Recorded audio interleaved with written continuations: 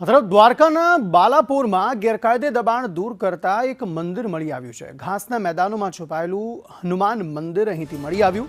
ગૃહ રાજ્યમંત્રી હર્ષ સંઘવીએ સોશિયલ મીડિયામાં આની એક પોસ્ટ કરી છે। અતિક્રમણ અને વસ્તીમાં પરિવર્તનથી આ મંદિરનો ત્યાગ થયો હતો।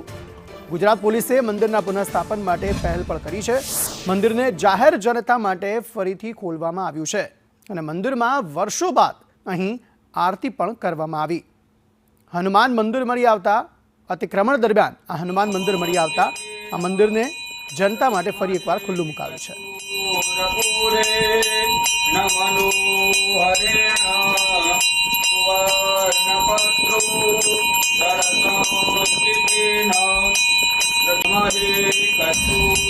जानकारी प्राप्त थई कि 125 થી 150 वर्ष जूनू आ मंदिर ए अति प्राचीन हनुमानजीनु मंदिर नेपाली हनुमानजीना मंदिर तरीके ओळखाय छे। पोलीसे વધુ जानकारी प्राप्त करी तो ध्यान में आव्युं कि वर्षों पहला त्या जे प्रकारे नाना मोटा अतिक्रमण थया तो मंदिरे अवर जवर माटेनो जे कई रस्ताओ हता तेने भी क्यांक ने क्यांक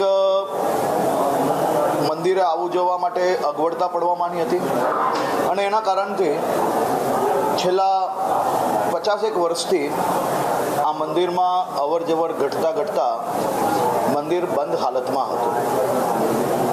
देवभूमि द्वारका पोलीसे गुजरात पोलीसे आ मंदिर ने रिस्टोर करवानी जवाबदारी लीधी हती अने आ मंदिर अति प्राचीन मंदिर ने फरी हनुमान जयंतीना दिवसे एटले के गई काले देवभूमि द्वारका पोलीसे आ मंदिर में पूजा अर्चना फरी चालू